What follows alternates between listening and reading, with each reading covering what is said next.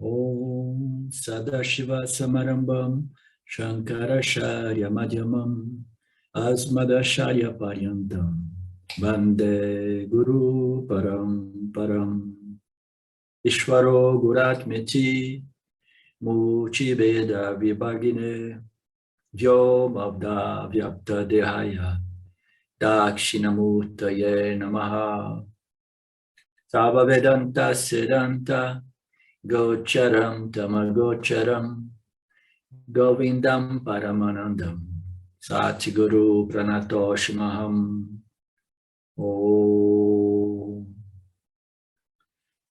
Om Shanti Shanti Shanti Om Namastê. Bem-vindo todos vocês, os meus queridos do Vedanta Brasil. Mais uma classe do Gita. Nós estamos ainda desdobrando aquele verso, né? O verso, eu penso seja o 55, no qual Krishna, ou Arjuna, perguntou a Krishna como era a situação do Jnani, né? Do sábio, como ele se comportava, etc, etc, né? E aí isso deu muito pano para manga, como a gente diz, né? Nós vimos diversos aspectos, iniciando do fato de que só um minutinho, por favor, o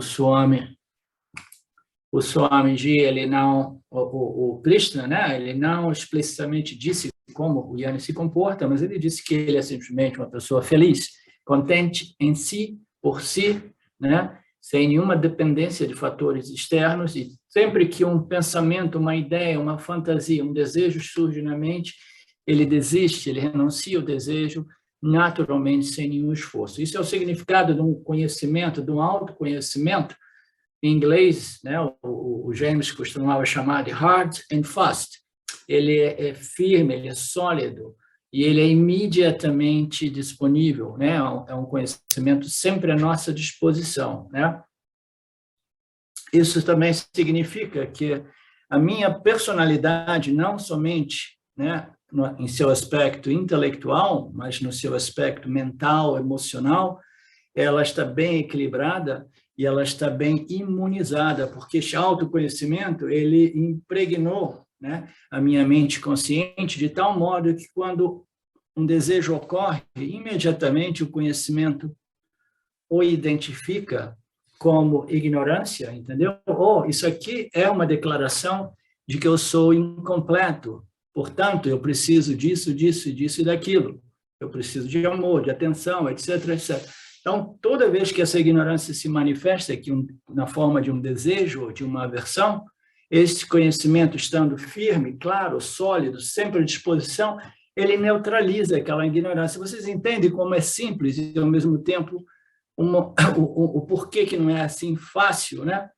Porque o que ocupa nossa mente consciente, né, são as impressões, deixadas na nossa mente inconsciente, no corpo causal, irão manifestar esse mundo mental, emocional, subjetivo, que é inerente a cada jiva humano, né? Então, os pensamentos que surgem em nossas mentes, eles vão ser de natureza ignorante ou de natureza sábia.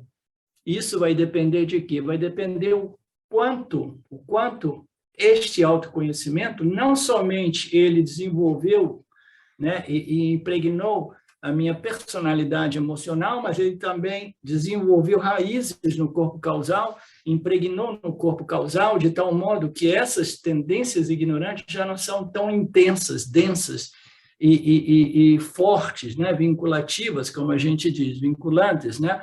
Então, este é um mecanismo, ele é muito simples. O desejo ocorre, a aversão ocorre, e ela, quando ocorre de modo vinculativo ou vinculante, significa que a ignorância, eu sou corpo-mente, eu sou insuficiente, inseguro, inadequado, né, etc, etc, né, vulnerável, né, pequeno, então, limitado. Então, quando esses desejos de aversões vinculativos, né, ocorrem imediatamente, este conhecimento, quando está vivo em nossa mente, ele funciona, como no Gita é dito, né, como um escudo protetor. Imediatamente, ele irá bloquear essa ignorância e ele vai olhar para isso e vai dizer assim, não, esta é uma declaração de total autoignorância, né? E eu não vou seguir esse movimento, né, vinculativo, não vou seguir esse movimento mental, eu não vou dar energia, eu não vou energizar esta ignorância, né? Chega desta ignorância. Então, este é o mecanismo, né? Então, na medida em que nós conseguimos manter esse conhecimento vivo em nossas mentes, né? O tanto quanto mais fácil é desistir dessas ideias brilhantes que vêm do subconsciente ignorante. Você entende, Laerte, você que é psicólogo? A psicologia do Vedanta é a mais profunda e, ao mesmo tempo, é muito simples, né? Então, você vai desistir como? Somente na medida que você se identifica com a sua natureza superior, a sua natureza livre, a sua natureza pura, plena, satisfeita, né? Então, este é o mecanismo, né? Então, esse conhecimento ele vai se impregnando ao ponto que ele é disponível a todos os momentos para neutralizar essa ignorância, né? E quando é que a gente precisa, mais do que tudo, desses conhecimentos? A gente precisa, principalmente, quando nós estamos vivendo um momento de crise, né? Um momento de crise. Quando os momentos são de muita adversidade, esses ensinamentos precisam ser muito disponíveis e muito firmemente retidos em nossas mentes, né? Ocorre que quando as adversidades chegam, em geral, as pessoas, elas não somente não têm esse conhecimento firmemente estabelecido, como também eles até esquecem, né, que o único porto seguro, o único porto seguro, a única proteção que nós temos, né, contra as adversidades extremas do Kali Yuga, são esses conhecimentos. Portanto, a minha prioridade deveria ser comparecer às classes de Vedanta o mais frequentemente, estudar o Vedanta o mais frequentemente. Por quê? Porque agora a situação do campo, pelo menos eu tenho que ter a clareza em minha mente de dizer assim, a situação, as adversidades do campo estão intensificando, né, no Kali Yuga, portanto, eu preciso de mais e mais, né, contato, associação com as escrituras e com o professor. Mas não, a mente, quando ela começa a ficar muito preocupada com a condição do campo, ela em vez de ela correr para Ishvara, correr para as escrituras, correr, né, para as classes de Vedanta, ela corre no mundo para quê? Para tentar estabelecer a sobrevivência e a segurança, entendeu?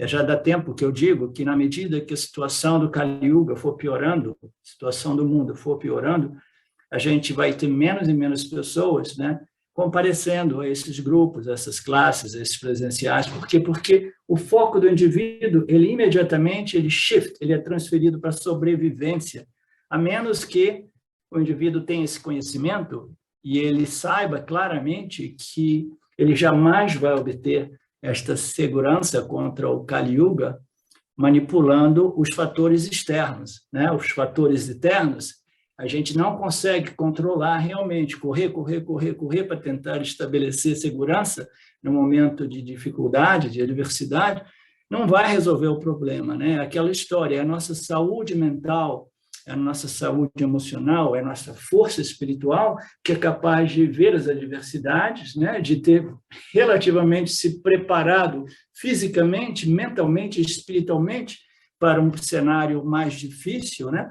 E não perder o equilíbrio, não perder a elegância, e simplesmente lidar com as dores, as dificuldades, sem se perder emocionalmente, né? E se tornar uma pessoa totalmente compulsiva, né? Pela sobrevivência, pelo corre-corre, pela segurança, né? Então, todo mundo está feliz, né, quando as coisas estão andando bem, quando as circunstâncias do campo são perfeitas, ninguém precisa do Vedanta. Quando é que a gente precisa do Vedanta? Quando tem crise, né? Mas se a gente deixar a preparação para o último momento, o que ocorre, né?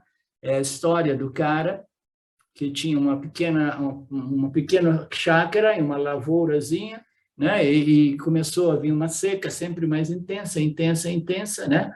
Aí um dia, quando já não tinha água nenhuma, ele falou assim: ok, eu estou perdendo tudo, eu vou começar a cavar um poço. Na verdade, o exemplo, a analogia, é o fogo, né? O cara que sabia que a seca ia mais cedo ou mais tarde trazer um perigo de fogo, de incêndio, né?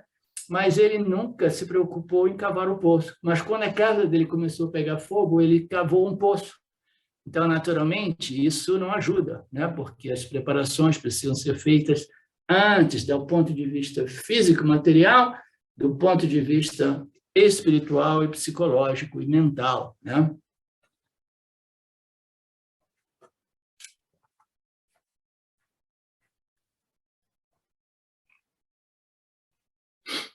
Ok, então nós vimos que uma das características do Yanni é não somente estar satisfeito e feliz por si e consigo próprio mesmo, né? Mas é também aquela característica de não dar atenção aos desejos na medida que eles ocorrem na mente consciente. Ele desiste, né? Ele simplesmente ignora essas ideias, né? Então, isso nos leva àquela questão dos 3 tipos de desejos que o Swami abordou mais uma vez. Não é nada de novo para a maioria de vocês, o desejo, né, de modo que ele seja favorável, né, que ele seja sugerido pelas escrituras, aceitável, digamos assim, ou desejos que não venham a impedir, né, ou que não obstaculizem ou nos prejudiquem, né, espiritualmente, são os desejos que são genuínos, como nós vimos, né? Então, genuinamente, eu preciso de um carro para ir trabalhar, né? Mas eu não preciso de uma Ferrari último modelo, eu preciso, de repente, nas minhas circunstâncias, de um carro econômico, né? De uma Fiat Uno, talvez, entendeu? Que me permita economizar. Então, eu preciso daquilo, mas tem que ser um desejo genuíno e, ao mesmo tempo, precisa ser moderado, né? Como eu estou dizendo. E o último aspecto do desejo, né? que se diz de permitido e não permitido, né? Na verdade, a vida permite a nós tudo, por isso nós temos esse livre-arbítrio, né? Nós temos a permissão de fazer tudo, de cometer erros, de andar em zigue-zague, etc, etc. Então, não é realmente permitido, são os desejos recomendados, sugeridos, são aqueles que devem seguir essas 3 linhas, né? Que é aquela de ser genuíno, moderado, e o terceiro, como nós sabemos, é de ser não vinculativo, né? Ou não vinculante, não sei como eles dizem aqui, essas 2 palavras parecem que são corretas. Todos nós sabemos que os desejos, né, elas surgem na mente consciente, os desejos, eles podem ser ok, quando eles são ok, eles são mais uma preferência, e quando eles são uma preferência, em geral, eles são moderados e genuínos, são legítimos, né? É um desejo realmente dharmico, é um desejo em harmonia com o campo, é um desejo de uma mãe por proteger o filho e assim por diante, né? Então, ele é legítimo, ele é moderado, mas imagina que ele seja legítimo e moderado, mas ele seja vinculante ou vinculativo, né? Então, nós precisamos compreender claramente, né, já que nós tocamos nesse tema, o que é um desejo vinculativo, né? Um desejo vinculativo é um desejo por algo sem o qual eu sofro, sem o qual a minha mente se torna perturbada, a minha mente se torna incompleta, né? Frustrada, irritada, né? Deprimida. É um desejo vinculativo, é um desejo por algo sem o qual eu sofro, e quando eu sofro, eu perco a minha capacidade discriminativa, eu não posso mais fazer o meu trabalho espiritual, eu fico aborrecido, eu fico chateado, porque eu tenho um desejo que não é uma preferência, é um desejo vinculativo, né?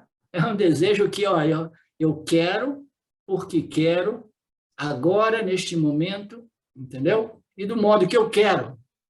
E se eu não obtiver, né, eu começo por dar chilique, naturalmente, né? E, naturalmente, espalhar um pouco da minha frustração, irritação, raiva, indignação aos outros ao meu redor, né? Principalmente aqueles mais próximos, que servem de para-raio, né? Você se torna um para-raio do outro, né? Quando você viver com uma pessoa que sofre de uma condição psicológica negativa, né? O outro se torna um para-raio, né? Porque, não, eu tenho que apontar o dedo para alguém, eu tenho né, jogar a minha frustração, a minha indignação para fora. Então, eu encontro uma pessoa e eu jogo para fora. É aquela história, né, das pessoas fazerem o seu ouvido de pinico, é uma expressão usada nos Estados Unidos. Não faça do meu ouvido pinico, né? Porque a pessoa está lá, né? Dizendo, botando para fora toda a sua angústia, frustração. Por quê? Porque ela está tendo um desejo vinculativo que foi obstruído. Nada, né, impacta, né, negativamente mais a pessoa do que um desejo vinculativo obstruído. Né? A psicologia do Vedanta, Laerte, é muito simples. O jiva é movido por vasanas. Vasanas produzem desejos a nível consciente. Né? Os desejos, quando eles são fortes e vinculativos, pior ainda é quando eles são adármicos, são fortes e vinculativos, aí é uma receita para desastre, para total destruição da alma individual, entendeu?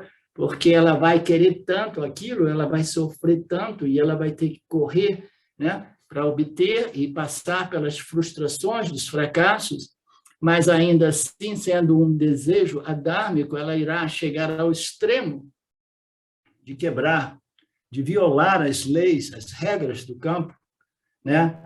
À custa de outros, naturalmente, à custa do campo, né? Para obter o que quer de qualquer modo, porque a pessoa, né, emocionalmente, psicologicamente, é uma criancinha de 5 anos ou de 3 anos, né? Mal educada.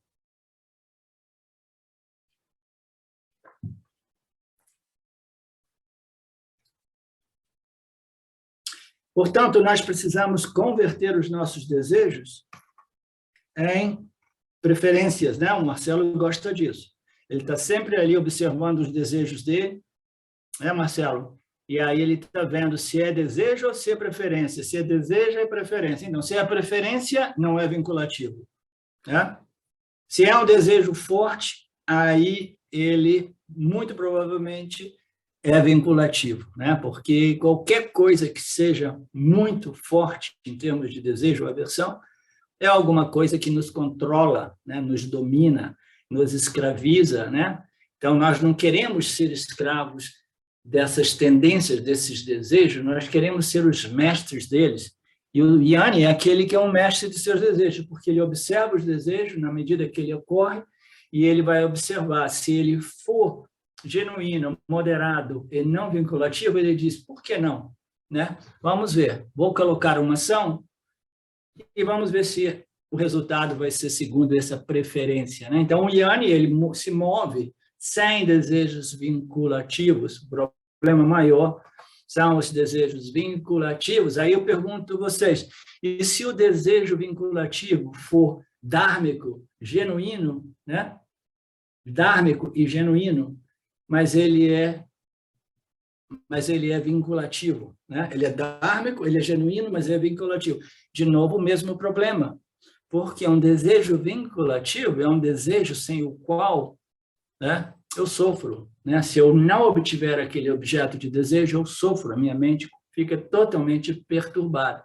Vocês notem que eu disse um desejo dármico, genuíno, né? E eu não coloquei a palavra moderado, porque se é moderado, em geral, não é vinculativo, né? Ele se torna vinculativo e aí, automaticamente, ele já não é mais moderado, ele é realmente um desejo exagerado, um desejo sem controle, um desejo, né, como aqueles vermes ocupando a mente do Jivatma, né, perturbando, né, e escravizando, os movendo, né? Eu quero, não quero, eu quero, não quero, eu gosto, não gosto. Então, esta é a situação do Yanni e do Ani-Ani, né? E a gente sabe que esses desejos vinculativos é uma cilada, porque eu não tenho controle sobre o campo, né? Aí o Swami diz aqui que as pessoas na Índia, elas têm planos maravilhosos para seus filhos. Né? Elas têm ideias que ele tem que ser isso, tem que ser aquilo, mas ainda assim a gente nunca sabe o filho, né? A gente nunca sabe as viravoltas da vida, né? E as vássanas em operação na mente do seu filho, né? Eu nunca imaginei, por exemplo, né, a nível mais pessoal, que meu filho, em sua idade adulta, não tivesse nenhum interesse pela espiritualidade. Ele viveu num ambiente espiritual, né?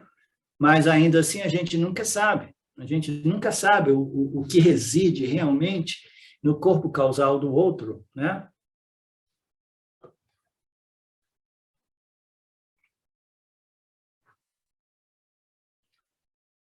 Assim, os pais de cada buscador de moksha, né? Sannyasi é um buscador sério, né? Um buscador determinado de moksha, não é necessariamente um que se veste de amarelo, de laranja, e que deixa a sociedade. É um buscador realmente genuíno, né? Então, o buscador de moksha, ele não é, ele é um desejo, agora me lembrei de um ponto, o buscador de moksha, ele tem um desejo, esse desejo é genuíno, porque é o único desejo que pode libertar o indivíduo, né, de todos os desejos. Mas esse desejo por moksha, ele não deve ser moderado, entendeu? Ele deve ser exagerado mesmo, tá? Ele tem que ser alguma coisa que, em seu devido tempo, se torna quase como uma obsessão, tá? Isso é o que nós chamamos de mumukshutva, que é um desejo intenso, um desejo ardente pelo autoconhecimento e a libertação. Se ele for morno, se ele for moderado, quase que invariavelmente ele não serve o propósito, né, de fazer a ficha cair, assim por dizer, né, porque é um desejo entre tantos outros, né, mas não querendo pegar uma outra tangente, eu estou querendo dizer que esses desejos, né, esses desejos vinculativos, né, eles são como uma bomba, o Swami diz aqui, uma bomba relógio, que pode explodir a qualquer momento. O Swami tem sempre as suas analogias que eu amo, né? É como uma bomba relógio que pode detonar a qualquer momento. E não é isso? Eu tenho um desejo intenso, né? Se esse desejo for obstruído, ele é vinculativo, né? Então, eu vou explodir, né? Eu vou explodir externamente, eu vou explodir internamente, que é uma forma de implosão que faz muito mal também, né?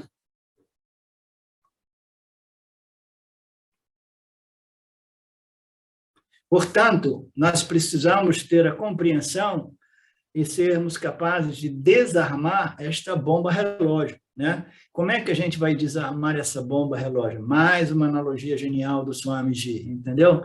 A gente vai desarmar essa bomba compreendendo o mecanismo do desejo, compreendendo a fonte do desejo, como ele é originado, né? Da onde ele vem, né? E ele vem da onde? Ele vem desta ignorância eterna, essa ignorância sem início, essa ignorância cósmica, universal, né, que é a noção de que eu sou corpo-mente limitado, inseguro e inadequado, né? Então, esta base de conhecimento equivocado a respeito de mim mesmo será a fonte, né, que irá, né, produzir desejos e mais desejos, desejos positivos e negativos, e esses desejos se tornam realmente hábitos, se tornam vícios, se tornam totalmente, né, tiranos ao ponto que eles são bombas relógios, porque na aparência não explodiu ainda, mas no momento que eles são obstruídos, eles causam uma grande explosão, uma explosão emocional, mental, psicológica,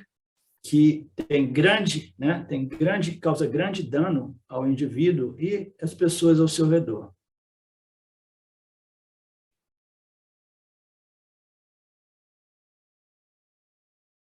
E o Swami, muito gentilmente, ele apresenta o ensinamento de modo mais tênue. Eu tendo a ser mais direto, eu sempre fui uma pessoa mais direta. Ele apresenta, que entendimento é esse? O entendimento é que eu tenho meu desejo, eu tenho que trabalhar para obter o meu desejo, mas eu jamais devo esquecer de pedir a graça ao Senhor Ishvara.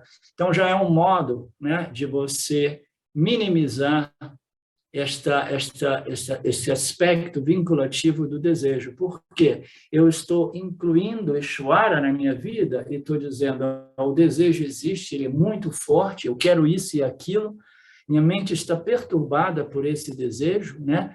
e eu sei que eu não tenho controle e eu não quero me frustrar, então o que eu faço? Eu me volto para Ishvara e eu peço a graça do Lord Ishvara, de modo que ele possa manusear ou manipular o campo, de modo a favorecer o meu desejo, E as escrituras dizem que Ishvara, ele sempre tem uma simpatia por seus devotos, Os devotos, aqueles que invocam Ishvara, isso precisa ser compreendido também. Os devotos que invocam Ishvara, o simples fato de invocar Ishvara, no caso de um desejo vinculativo, já atenua o desejo, e o indivíduo vai pensar, não, é Ishvara que está atenuando o meu desejo, não é bem assim, é a minha atitude de incluir, de reconhecer o Criador e dedicar essas ações ao Criador e pedir ajuda ao Criador, explicar a minha situação, ser transparente comigo e com o Criador, essa atitude já irá minimizar e converter este desejo vinculativo numa preferência. Por quê? Porque eu já não estou sozinho neste campo, pensando que eu posso sozinho obter tudo o que eu quero, Eu incluí o Criador, e aí eu já compreendo nesse sentido, Eu só incluo o Criador quando eu compreendo a minha pequenice em controlar o campo, a minha incapacidade de controlar o campo, a minha limitação de não ser capaz. Então, quando eu compreendo isso, então aquela arrogância ela já vai se desgastando e eu naturalmente eu vou tendo o resultado que é esse desejo vinculativo, ele vai sendo convertido em uma preferência, ele se torna moderado, ele se torna menos e menos vinculativo, e eu começo a obter mais e mais satisfação, não por aquele objeto de desejo, mas através dessa atitude relacional entre Jiva-Atma e Ishvara.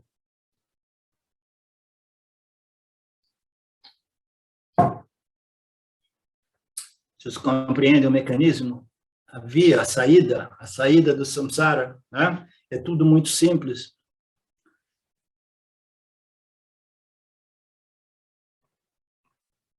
Aí o Swami dá algumas outras exemplos, Qualquer coisinha, eu quero assistir o final da Copa do Mundo de futebol, o Brasil vai jogar contra a Inglaterra.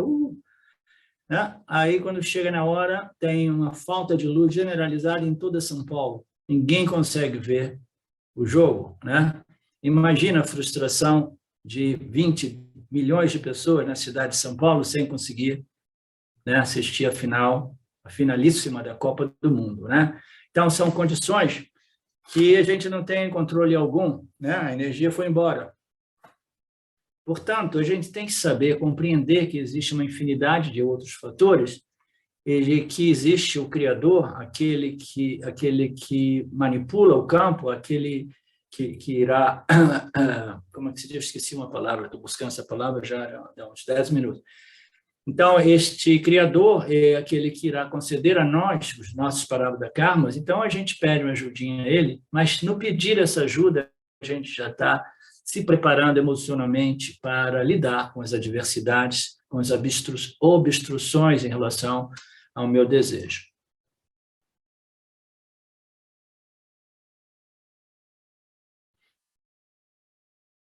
Então, se todas as três condições desses desejos favoráveis à nossa elevação espiritual, se eles são cumpridos, preenchidos, Então, o que ocorre? Você se torna um Suddha Kama. Você tem qualquer número de Suddha Kamas sem nenhum dano, O Suddha Kamas é aquele que tem desejos, mas os desejos foram convertidos em preferências. Ele não é escravo dos desejos, ele é mestre de seus desejos, Ele sabe quando dizer assim, ok, eu continuo trabalhando para este desejo, mas eu não quero que esse desejo se torne uma força tirana, Eu quero ser o mestre desses desejos. E se eu observo que é muito complicado, é muito difícil, tantas vezes a gente tem um desejo, aí depois de um pouco de tempo a gente renuncia porque muito complicado, muito difícil, complexa a situação, para que eu vou me agitar todo? né, para obter esse desejo, né? Então, a gente vai desenvolvendo esta condição descrita aqui como Sudakama, aquele que tem os seus desejos, mas os desejos não o dominam, não causam dano à sua mente, né? Aí o Swamiji fala que até mesmo os yanis têm Sudakamas, são desejos, né, sob o seu controle, né?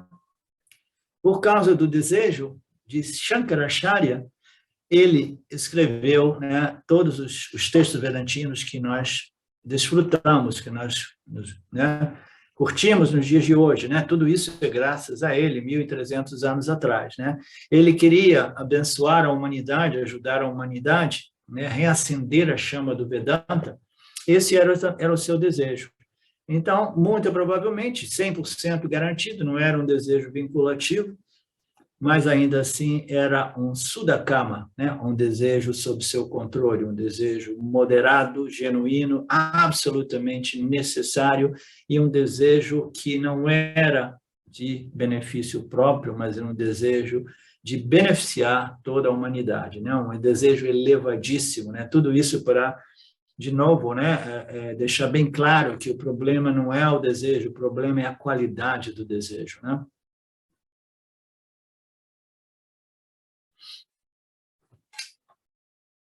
Ok. Ele diz até mesmo o Lord Ishvara teve um desejo. Os Vedas dizem que, então, que Bhagwan, que é um outro nome dado para Ishvara, né, quando ficou entediado, quando estava sentado sozinho, né, observando a si e somente si, porque Bhagwan é um sem um segundo, né, quando ele estava naquela condição, ele ficou meio entediado. E ele pensou que iria manifestar um drama, né, no qual ele se identificaria com os seres vivos, sentientes, né, e ficaria preso naquele dramático jogo da vida, que é o samsara, né? Então, existem teorias e mais teorias a respeito da criação. Todas essas teorias são especulações, né? Não existe nada de concreto, as escrituras não dizem realmente, né, as motivações por parte de Maya e Ishvara, e muito menos o Brahman, que não é um desejador e um desfrutador, não é uma entidade que deseja, desfruta, experimenta, né? Então, as escrituras não dizem, mas como nós sabemos, este drama chamado a vida, né, pelo menos neste planetinha nosso, ela parece servir um propósito, e este propósito é o quê?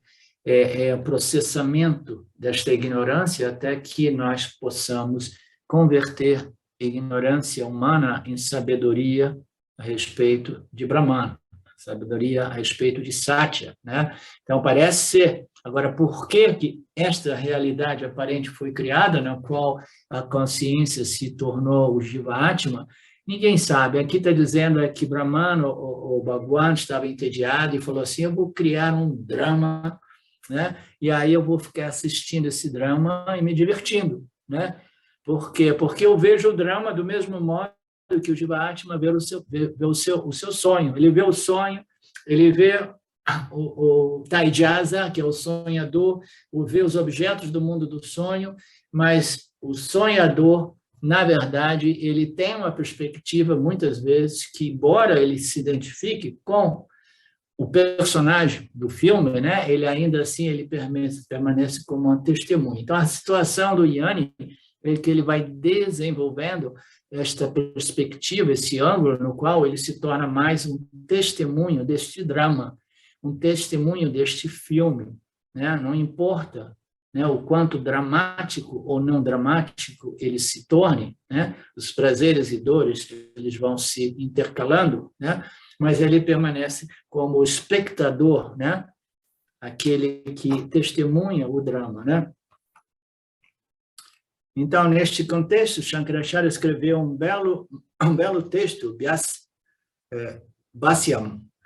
Ele faz uma pergunta, se Ishvara Bhagwan também tem um desejo, ele também não está preso no samsara, né? Então, esta é uma como se diz, uma investigação, né?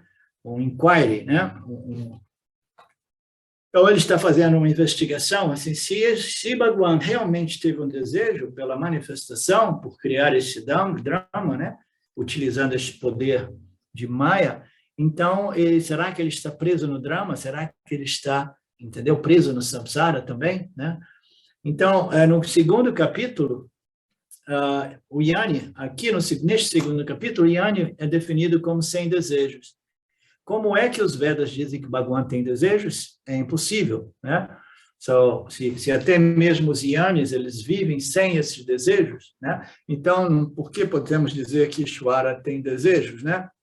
O próprio Shankaracharya levanta essa questão e responde dizendo que os kamas de Bhagwan e os kamas, desejos do Yani, os desejos de Bhagwan, são Sudha Kama, tá? São desejos simplesmente que foram neutralizados ou convertidos em preferências, como se eu tivesse assim, eu tenho uma preferência aqui por algum entretenimento, né? Então, o que a gente vai fazer? Nenhum problema, né? Eu já fiz tanta coisa hoje, eu já estudei, já contemplei, já meditei, né? Trabalhei, então vamos fazer uma panela de pipoca e assistir um filme no Netflix, né? Então, é simplesmente um desejo por entretenimento, né? E parece que o Bhagwan teve um desejo por Netflix e falou assim, eu vou fazer o Netflix, né? Dos Netflix, projetar o drama humano, né? E eu vou ficar assistindo tudo isso comendo pipoca com manteiga, né? Que é a favorita pipoca de Bhagwan.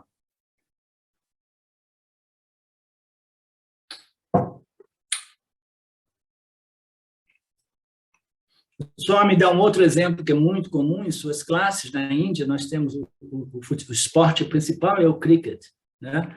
E ali eles jogam umas séries. Quando eu morei lá, eu comecei a aprender esse jogo e até apreciar um pouco, né? Em companhia lá do Papaji. Papaji gostava, ele era amante do cricket, né? Ele interrompia o satsang e dizia assim, shalom, shalom, shalom, 40 minutos chega, porque vai começar o jogo. A gente ficava ali assim, né? Sem compreender nada. Como é que esse cara está dando mais valor ao jogo de cricket do que o satsang com a gente aqui, né? Mas ali o cricket ele é jogado em um set de 5 partidas, né? Então você ganha uma, perde a segunda, e aí você, quando você chega a 3 vitórias, aí você já ganhou, né? Só que as regras lá são tais que mesmo que você chegue a 3 vitórias, você tem que completar as 5 partidas. Aí ele coloca sempre esse exemplo, quando você joga as últimas partidas de cricket, sem o peso, a expectativa, a responsabilidade de ter que vencer, você realmente joga como esporte, né? A série já foi concluída, já foi vencida por mim, mas eu tenho que jogar a 4ª e a 5ª partida, né? Então, isso é chamado de Laksana de Yani, é simplesmente um entretenimento, é um esporte, né? Tem essa outra teoria que Bhagwan criou o universo para ele, que o esporte, né? Para ele se divertir neste jogo da vida. Se você quiser compreender e entender a situação do Yani, assista a 4ª partida, né? Deles e assista, né? Sabendo que seu time já venceu, aí você vai estar se comportando mais ou menos como em Yani, né? Tantos recordes precisam ser quebrados. Só uma particularidade que eu observo também é que alguns de vocês devem saber que eu sempre fui, né, amante, o torcedor, né? Eu sempre amei o futebol. Eu vivendo na Itália, eu desenvolvi uma simpatia pelo Inter de Milão. Isso se tornou uma vassana esportiva e eu assisto as partidas do Inter, principalmente quando ele está jogando bem, né? Eu sigo o campeonato italiano, né? Eu sigo também um pouco a Champions League, né? Algumas pessoas sabem disso, né? Então eu aprecio um bom futebol, né? Agora, o que mudou para mim? Ontem mesmo o Inter jogou e o que mudou é que eu assisto ele sem aquele envolvimento emocional de antes, né? Então, a partida pode estar difícil, né? Ela pode se tornar meio dramática, né? Quando você está vencendo de 2-0, o time faz 2-1 e começa a vir para cima, né? E você assistia tudo aquilo, é curioso ver que aquilo já não me envolve emocionalmente, né? Então, por quê? Porque você tem um desejo pela vitória, mas esse kama não é vinculativo, né? Ele é um Suda Kama, né? É uma preferência que não te envolve, não envolve o Yanni, não envolve o Papaji na hora dele assistir a final entre Índia e Paquistão, né? Que é a final mais desejada por eles no Campeonato Mundial de Cricket. Então, são Sudakamas, né? Os kamas, desejos, as preferências dos Ianes, como Marcelo Aranha.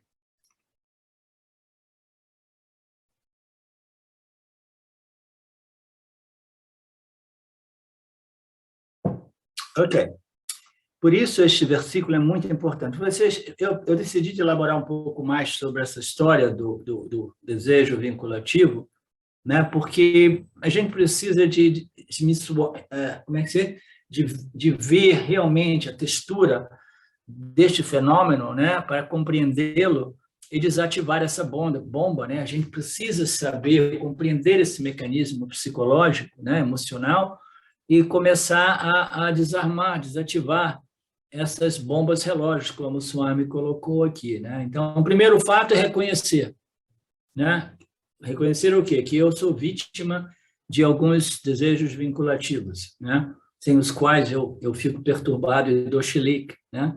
Ou se não der chilique, eu fico miserável e deprimido, né? Ou deprimida, né? Então, você reconhece. Aí você tenta compreender a natureza daqueles desejos, né? Vinculativos, né? Compreender da onde eles vêm, né? Que tipo, né, de mensagem eles nos passam, né? Qual é a carga emocional. A gente vai compreendendo isso e a gente vai desenvolvendo a capacidade, né, de dizer não, não, não, obrigado. Não, eu compreendo esses desejos e se ele for intensíssimo, né, se ele for alguma coisa que me perturba a mente, aí o que eu faço? Eu me volto para o Criador, para Ishvara, e eu peço ajuda a Ishvara. Ishvara, olha, eu estou aqui estudando Gita, compreendi o mecanismo, o sistema, compreendi você, também sou o seu devoto, mas ainda assim eu tenho esses desejos que eu não consigo desativar. Eles são bombas relógios e eu ainda não consigo desativá-los. Eu preciso da sua ajuda, né? Então, este é um outro caminho, da oração, da prece, da invocação do poder de Ishvara com os nossos shanti, shanti, shanti, de modo que esses obstáculos, essas dificuldades possam ser minimizadas, né, através da graça do Criador. E a graça do Criador não cai de graça, né?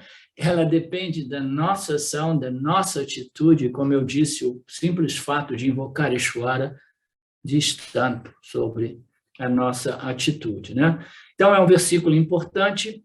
Todo este verso é muitíssimo importante. A gente passou muito tempo neste verso 55. E isso é importante porque o resto dos versos são comentários sobre este verso. Os restos dos versos do capítulo 2 são comentários sobre este verso, para dar uma dimensão da importância deste verso 55. O verso 56, dando continuidade a este tema, né, se diz que aquele que está livre do desejo, em meio aos prazeres, cuja mente não se perturba em problemas e que está livre de apegos, livre de medo e de raiva, é um sábio de conhecimento firme, né? Então, o que agora o Lord Krishna começa a apresentar para a gente, né? Ele diz que este indivíduo, né, que tem controle sobre os seus desejos, né, que os seus desejos são moderados, né, são sudakamas, né, eles se converteram em meras preferências, né, e ele tem medo, ele é livre do desejo até mesmo em meio aos prazeres. A sua mente não se perturba nem com os problemas, né, nem com os prazeres, né? Então a pessoa diria, mas é lógico, né? A mente não se perturba com os problemas. Naturalmente que a mente se perturba com os problemas, mas o Yanni a gente aceita, ela não se perturba com os problemas. Mas que história é essa de não se perturbar com os prazeres, né? Que história é essa de não se perturbar com os prazeres? Porque os prazeres, né, os punyas, né, eles são muito perigosos também. eles causam o quê? Apegos, né? E dependência, né? E ele já vem com um elemento preocupante dentro dele, né? Defeituoso, que é esses punhas, ele já vem acompanhados, embutido neles, já tem aquele medo de perder aquele objeto de prazer, né? Então ele é livre do desejo, né? Até mesmo enquanto experimentando os punhas, os prazeres, né? Então os prazeres, o punha está ali, mas ainda assim a mente do Yanni é clara e ele não se excita, né? Excitação é uma palavra muito indicadora aqui, entendeu? Ele não sofre aquelas excitações de felicidades extremas que dependem de fatores externos, né? Os prazeres eles ocorrem através dos órgãos sensoriais, como nós sabemos, né? Então a mente do Yanni ela não é perturbada nem mesmo pelos prazeres. Ela é livre do desejo, mas sempre que Ishvara concede, né, algumas circunstâncias prazerosas, o Yanni permanece mais ou menos equânime, né? Equanimidade, né? Sem grandes excitações e sem grandes perturbações na presença das adversidades e dores, dos problemas da vida, né? Ele está livre tanto dos punhas como dos papas, ele é livre do apego e da dependência, ele é livre do medo de perder, medo de fracassar na obtenção, ele é livre das frustrações, irritações e raivas derivadas dos desejos obstruídos, portanto, ele é dito ser um sábio de conhecimento firme, né? Conhecimento firme é aquele conhecimento a respeito de nossa real natureza, né? Que está sempre à nossa disposição. É aquele conhecimento que não é sujeito ao esquecimento, né? Conhecimento, esquecimento. É o conhecimento que não é sujeito ao esquecimento, nem nos momentos de grandes prazeres, de grandes punhas, como nos momentos de grandes dores e dificuldades. Os problemas vêm, ele permanece livre de punha, livre de papa, portanto, ele é livre daquela condição psicológica denominada samsara, né? Desejo, né? Desejo, expectativa, projeção, né? Aí depois apego, dependência, né? Frustração, depressão, raiva, é uma complexidade de sentimentos, emoções negativas que comprometem a nossa mente, o nosso intelecto e a nossa capacidade, né, de processar a experiência de modo inteligente e crescer, né? Portanto, o sábio é aquele cujo conhecimento é firme, sólido, sempre à sua disposição para o utilize.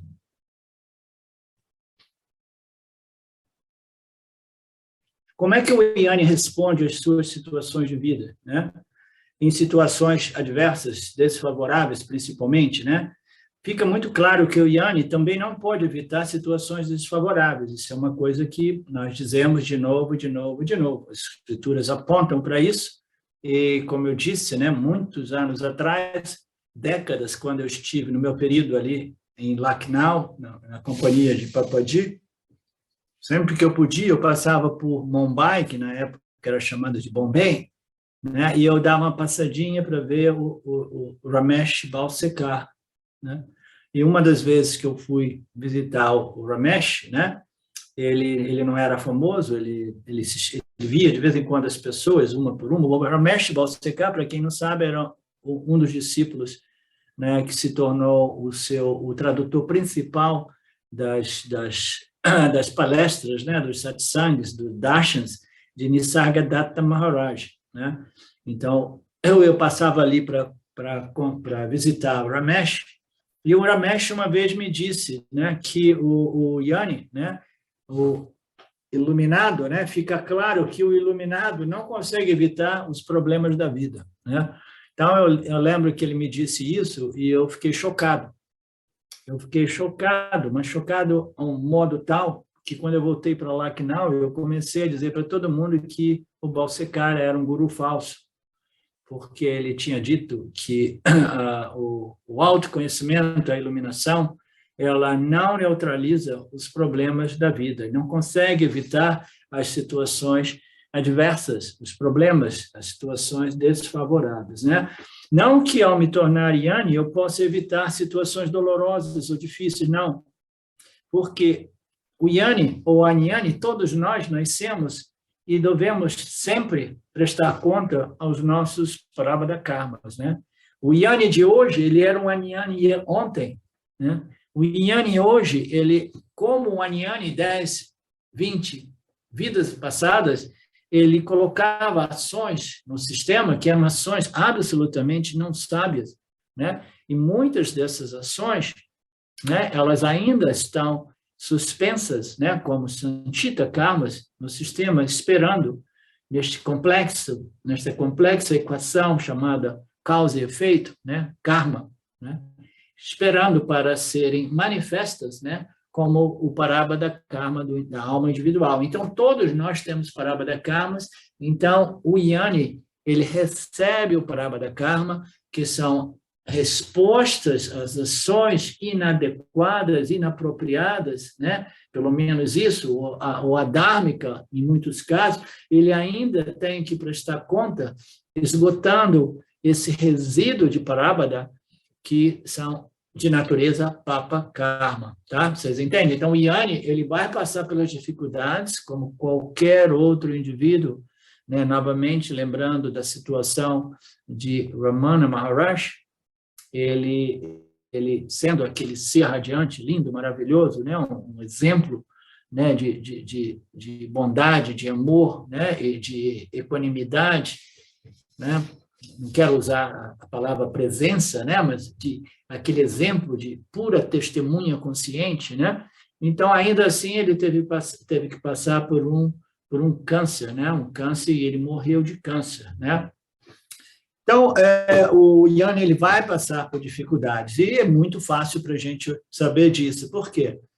Ah, não, porque eu quero ser um Yanni, eu quero ser um grande iluminado, porque eu ouvi dizer, eu li num livro que se eu for um iluminado, eu consigo interromper o processo de envelhecimento, e eu posso até reverter, né, o processo de envelhecimento e começar a me tornar mais jovem e viver eternamente neste corpo, né? Não, é uma fantasia que algumas pessoas amam, adoram, né? O pessoal dos dias de hoje, né? Os grandes dominadores deste planeta, eles estão querendo mover nessa direção, né? Fundindo o organismo biológico humano com a inteligência artificial, que é o que é chamada de transhumanismo, né? Na ideia de obter a vida eterna, que é uma ficção, não existe, né? Ou você é um ser humano, né, limitado pelas leis que regem a criação do Criador, que é tudo que nasce, cresce, envelhece e morre, ou você é uma máquina, você é um computador, você é uma inteligência artificial, né? Mas as pessoas podem pensar que o Yanni não, o Yanni é capaz de tudo, e ele não vai passar pela velhice e pela morte. Não, todo Yanni passa pela velhice, pelas dores e pela morte, né? Mas isso não é realmente uma adversidade para o Yanni. Receber os Prarabdha karmas de natureza papa, né, não é realmente um problema para o Yanni. É por isso que existe uma discussão filosófica grande no Vedanta, porque os textos dizem que só existe Prarabdha karma para o Yanni, né? Mas aí nós podemos entrar numa discussão muito legal, porque existe realmente ou não existe realmente, né? Porque se o Yanni é Yanni, ele recebe o seu Prarabdha karma de um modo tal que neutraliza, né, aquele efeito negativo do Prarabdha karma. Ele é uma pessoa sábia, ele recebe os seus papas, né, com equanimidade, com elegância, com aceitação positiva, com sabedoria, né, de tal modo que um papa karma já não é papa karma para o Yanni, né? Então, o Prarabdha karma do Yanni é neutralizado, seja ele punha ou papa, através dessa compreensão do sistema causa e efeito, de todo o sistema do samsara, né? Então, ele tem o Prarabdha chega para ele, não, chega só para o corpo dele, entendeu? O Prarabdha karma existe para o corpo do Yanni, né? Ah, mas a mente do Yanni, quando ele está sofrendo de um câncer, ela também fica condicionada, ela fica mais tamásica. Sim, a gente pode até dizer que o Parabada pode ocorrer para a mente do Yani, no sentido que a mente vai ficando enfraquecida em determinadas circunstâncias, tal como o câncer de Ramana Maharshi, a mente dele ficou realmente muito enfraquecida, a mente da Ananda ficou muito enfraquecida nos últimos anos de sua vida, né? Basta a gente ir lá nos archives e ver as palestras dele, já na idade de 82 anos, 83, você vê que a mente dele não era a mesma mente, entendeu? Então, isso pode ocorrer para a mente, mas o Yani não é a mente, o Yani não é o corpo-mente. Então, a gente pode dizer que o Parabada ocorre para quem? Para o complexo corpo-mente do Yani, mas não ocorre para o Yani, porque o Yani, ele neutraliza os prazeres e dores do Punya Karmas através dessa compreensão de sua real identidade e natureza. Ok, então, voltando para o Parabada Karma, né, do Yani e do Adyani, né, todos nós nascemos por causa de Parabada, né? Isso é um conceito interessante, muito, muito importante, né? O que produz o nascimento, né? Em geral, a gente diz a nossa ignorância, os nossos desejos e aversões, né? Mas os desejos e aversões, eles existem a nível consciente quando o Jiva está encarnado, né? Quando ele deixa uma encarnação, né? Ele fica suspenso em seu corpo de vasanas, né?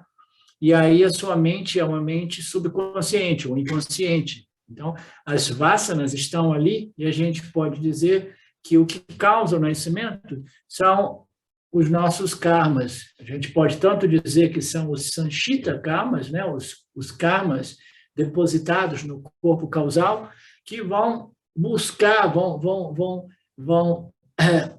como se diz, exigir um outro nascimento de modo a dar continuidade a este processo. Então, o que causa o nascimento, a gente pode dizer, são os sanchitas que querem ser convertidos em Parabada Karmas, né? Então, ele quer entrar no jogo da vida, ele quer trazer o seu saco de vasanas e começar a interagir com o campo, colhendo os frutos, né?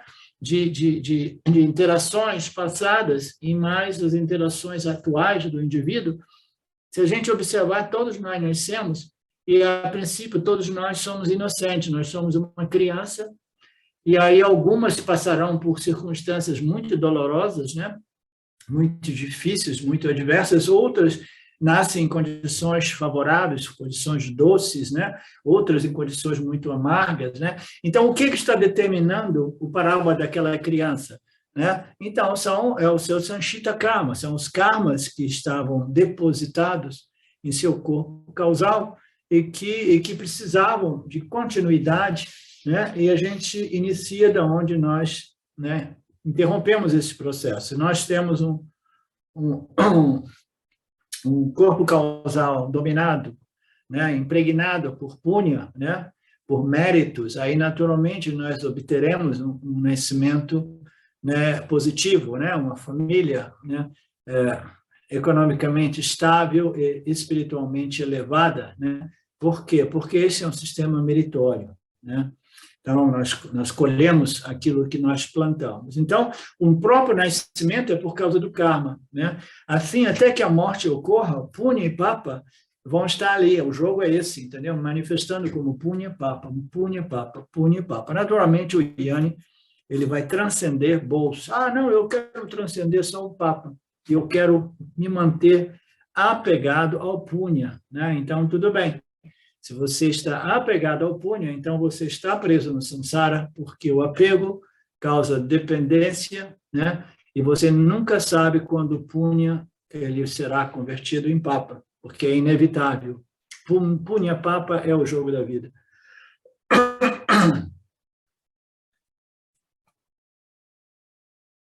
Aí ele continua dizendo, mas o Yani ele tem um outro aspecto diferenciado, né?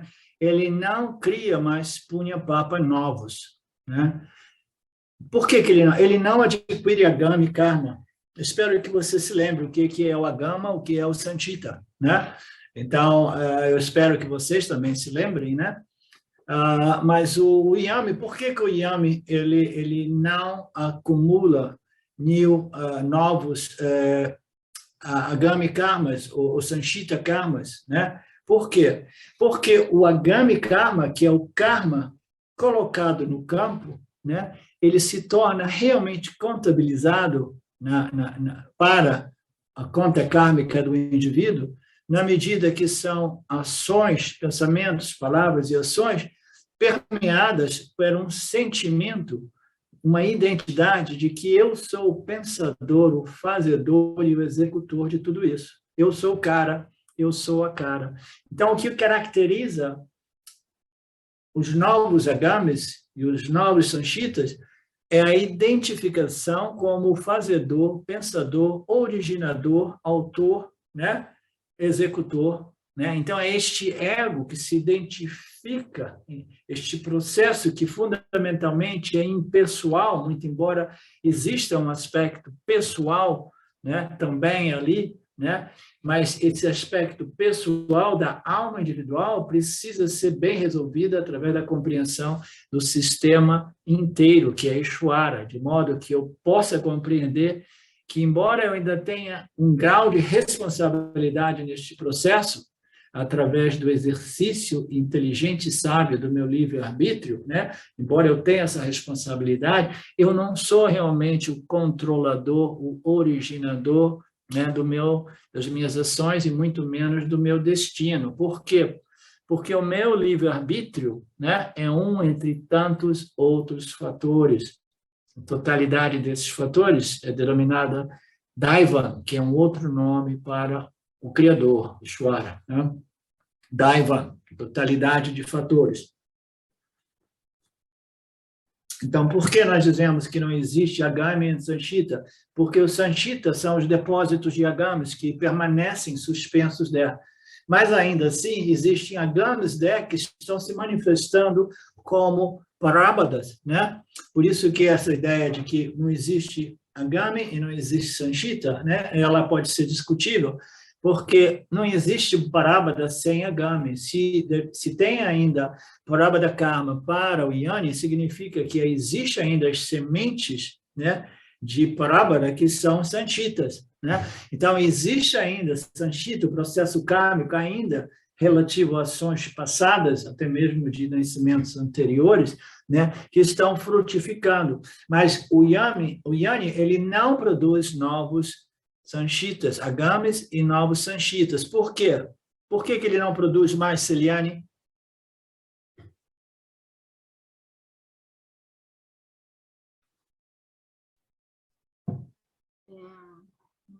Disse, creio que ele perde essa identificação com o fazedor das ações. Exatamente, ele compreendeu, né, que ele não é realmente o executor, e isso precisa ser compreendido de modo muito sábio, né, porque não isenta ele das responsabilidades a respeito de suas ações, Celiane, entendeu? Celiane, não é que ele se torne totalmente isento das responsabilidades, não, mas ele sabe que eu não tenho controle sobre os resultados dessas ações.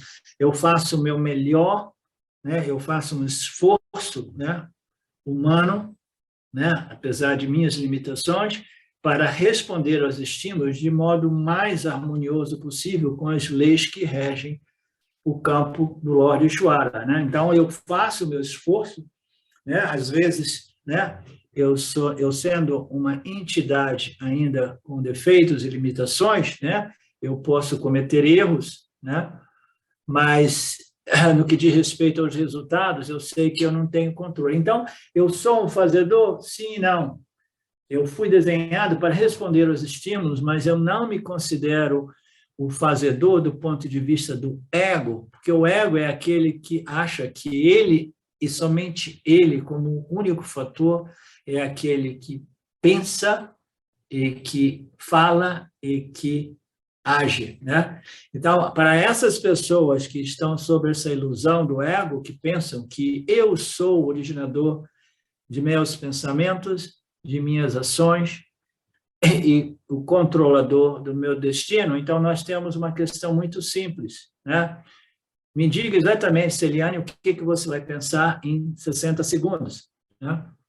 Então, a gente pensa que nós temos controle, somos os originadores dos nossos pensamentos. Mas os pensamentos vêm aonde? Vêm do campo causal, né? As vasanas macrocósmicas, que são denominadas individualmente a cada Jiva-Atma, né? Então, os pensamentos eles estão sob a influência dessa ignorância universal. Né? Mas o que ocorre? Quando o Jiva tem um pensamento bom e ele segue aquele pensamento e ele tem sucesso, ele se acha o máximo, né? O ego do cara diz assim, não, eu sei como fazer as coisas acontecerem, eu sei como obter o que eu quero, eu sei a chave do sucesso, né? E eu vou até ensinar pessoas como obter sucesso na vida, e vou ficar muito milionário, né? Então, é essa ilusão do ego, né? Que essa identificação, que naturalmente, na maior parte do tempo, se manifesta quando nós temos sucesso, né? Ah, não, eu pensei isso e consegui mesmo, né? Aí, o indivíduo ele vai ter que, né, receber, né, um papa, né, de fracasso total no momento seguinte, para gradualmente ele vai desenvolvendo a compreensão que ele não é realmente o cara, no sentido que ele não consegue controlar os seus pensamentos, né? O controle da mente, né, do ponto de vista do controle dos pensamentos, é um desejo antigo dos yogis, né? Eles querem controlar a mente. Os yogis mais sérios, eles querem fazer uma mente vazia, silenciosa, sem pensamento. Eles querem esvaziar a mente dos pensamentos, né? Mas existem aqueles que querem pensar positivamente, né? Então, o controle dos pensamentos é uma ambição antiga, mas, fundamentalmente, ninguém consegue controlar os seus pensamentos, porque eles estão sob a influência do corpo macrocósmico causal, né? E a conta individual de cada Jiva-Atma, né? No que diz respeito do meu micro, né? Corpo causal, né? A minha carga de vasanas, as minhas propensidades a pensar, falar e agir em determinado modo, né? Então, tudo isso está ali, né? E a gente pensa, não, eu tenho controle sobre os meus pensamentos. Eu sou o pensador, né? Você já pensou nisso, Laerte? Você que é um psicólogo? Imagina, você chega para os seus clientes e diz assim, você não é um pensador, o pensamento ocorre para você, né? O cara que está totalmente identificado com este processo de pensamentos, né? Ele vai abandonar os seus serviços imediatamente, vai na internet e vai te denunciar, né? O cara diz que eu não sou o pensador dos meus pensamentos, né? A gente até acaba trilhando um pouco esse caminho também, né? Lidando com as vasanas ali na clínica, mas realmente tem que ser algo bem devagar, senão é um negócio cirúrgico, né? Você não pode chegar assim... A introdução desses conceitos ela precisa ser muito gradual e depende, né, do indivíduo que você está lidando naquele determinado momento. Ok. Então, existe Agami, existe Sanchita para o Yanni? Não, existe para o corpo e a mente, né? A mente do Yanni se torna tão forte que até mesmo do ponto de vista psicológico e emocional, ela não é impactada demasiadamente pelas grandes adversidades e dores, né? Mas, em geral, o Yanni, ele transferiu sua identidade para a consciência, né? Plena, pura, cheia e limitada. Portanto, ele tem esse seguro de vida, eles têm esta imunização aos punhas papas da vida, aos prazeres e dores da vida, né?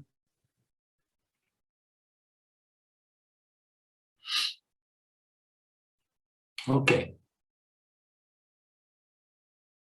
A mente do Yanni, ela se torna tão forte emocionalmente e ele tem um amortecedor chamado Yana, né? Ou pode saber, ele tem um seguro. Eu tenho que dar uma ideia para um amigo meu de São Paulo, que é vendedor de seguro. Eu faço seguro com ele do carro, né? Eu nunca fiz seguro na minha vida, só aquele que eu sou obrigado a fazer, que é de carro, né? Eu sempre gostei de viver de modo arriscado, né? Mas eu vou dar essa ideia para ele, de vender o seguro chamado Yana, né? O seguro contra os choques mentais, emocionais, psicológicos, né? Das crises do mundo, né? Então tá. Então como é que ele segurar? Ele não custa nada. ele custa simplesmente uma pequena doação mental, qualquer valor, você tem que fazer parte do Vedanta Brasil por alguns anos e você vai desenvolver este seguro, né? Esse seguro contra o desequilíbrio, o seguro contra a perturbação mental e emocional que conduz, né, à destruição, né, o samsara, né? Então, você tem esse seguro aí. Você quer comprar? Então, tudo bem. Vedanta Brasil, e a entrada é absolutamente grátis e você pode desenvolver este isolamento, né, esse seguro chamado Yana, que funciona como um amortecedor, né, que também eu gosto de chamar de, em termos mais modernos, de um airbag, né, um airbag, né, quando você recebe um choque, né, com o seu carro, né, você tem um airbag, vai amortecer o impacto, né? Ou pode ser um amortecedor, né? Imagina se você tem um carro que o amortecedor, né, já era, né? E aí você tem um problema porque você mora num lugar e você tem que ir na cidade de vez em quando comprar uns mantimentos, né? E são 10 quilômetros e a rua é cheia de buraco, né? Então o amortecedor já dançou, eu tenho uma rua cheia de buraco, o que eu vou fazer? Eu vou pegar terra e vou começar a cobrir todos os buracos da minha rua, né? Então, seria essa uma solução inteligente? Não. A solução mais inteligente é trocar os amortecedores do seu carro. Nesse sentido, a gente precisa, né, trocar os nossos amortecedores, desenvolvendo esta capacidade de lidar com os buracos das ruas, né, com as dificuldades, né, os problemas que a vida nos apresenta.